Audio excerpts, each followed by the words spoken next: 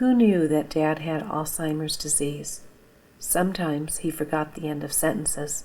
Sometimes he forgot his keys. But he was devoted to his wife, always had a kiss for his grandson, and never stopped thanking me for being the best of daughters. At the time of our living in California, Mom claimed that Dad had Alzheimer's. But Alzheimer's had no substance for me. It was just a catch-all for forgetfulness. President Reagan had it. My friend's mom had it. But what it was not very clear. Dad was Dad, just getting older. It was natural for an older person to be more forgetful. He was diabetic, and it was natural for a diabetic to have outbursts of anger. In many ways, he was still sharp as a tack. He could add a column of numbers in his head without hesitation, and he could make the best chocolate chip muffins. Dad was determined to remain a wage earner, although he was in his late 70s. He began responding to through-the-mail sweepstakes and particularly liked the type where he could buy items from a catalog. He was convinced that the more he bought, the better his chances of winning. At first, he ordered tens of dollars of merchandise, junk that he didn't need or couldn't use because of its poor quality. Later, the tens of dollars increased to hundreds and totaled in the thousands. When confronted, he was irrational. Both Mom and I argued with him, tried to convince him of the lunacy of his actions, but with no results. He continued to order more stuff, while Mom tried to return it without his noticing and tossed the catalogs before his receiving them. She often remarked how he looked so pathetic as he sat for hours looking over one of the catalogs, unable to make a decision about what to buy. In retrospect, I believe these were the first indications of the confusion and irrational behavior that would become so marked later on. Mom insisted Dad live apart from her. She couldn't handle his needs. He moved from assisted living facility to nursing home and back again.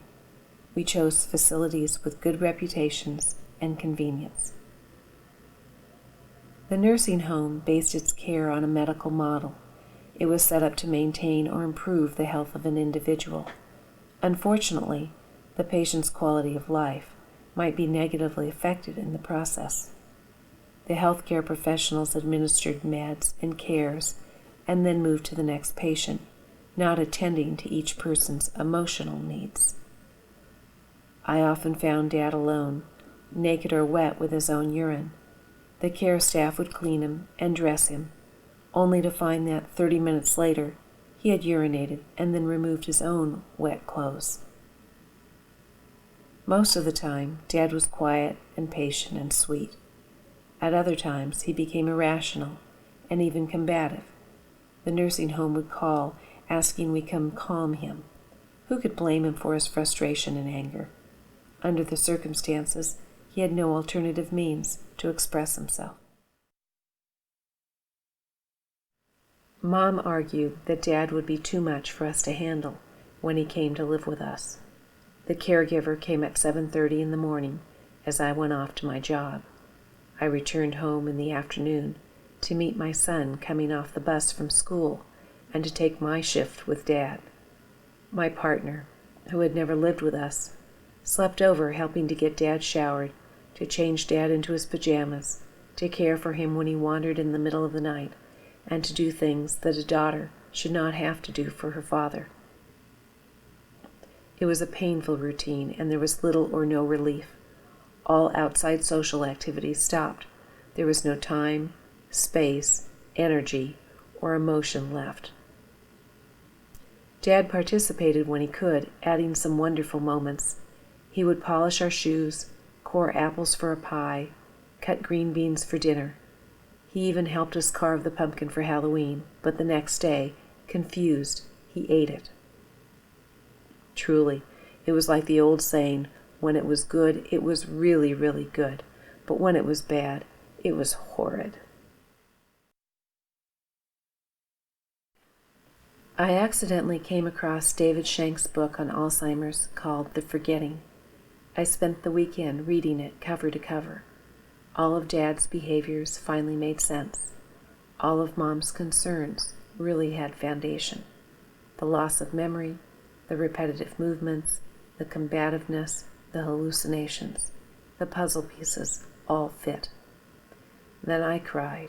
I cried when I read about Alzheimer's patients whose brains unravel over an average of 8 years to an unavoidable death.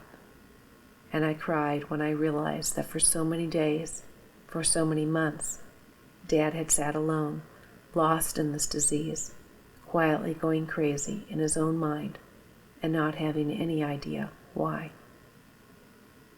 There's no single or clearly conclusive diagnostic test for Alzheimer's disease, but it's unclear why no doctor, no nurse, no aide ever suggested it as a possibility for my father.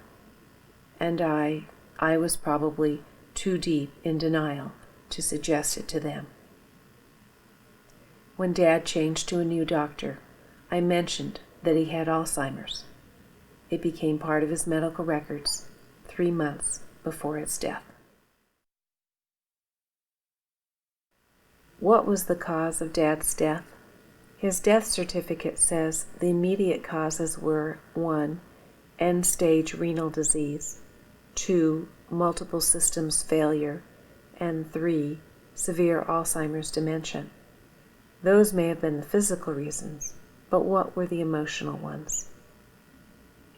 The month before, Dad had finished rehab of his broken hip, a process that many healthcare professionals warn that an Alzheimer's patient can't complete adequately because they can't remember to keep weight off that side of their body. But Dad had finished it successfully and energetically. At that time, we told him of our move to Wisconsin. We were all going, my mother, my son, my partner, myself, the cats, the dog, and the guinea pig.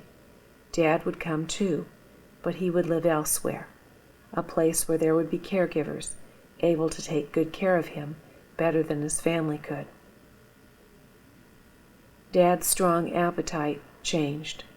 He also told his family and caregivers that he wanted to die. I am assured that Dad, as an Alzheimer's patient, lacked the short-term memory to carry out this desire. But Dad was Dad. I'm convinced he did what he thought was best.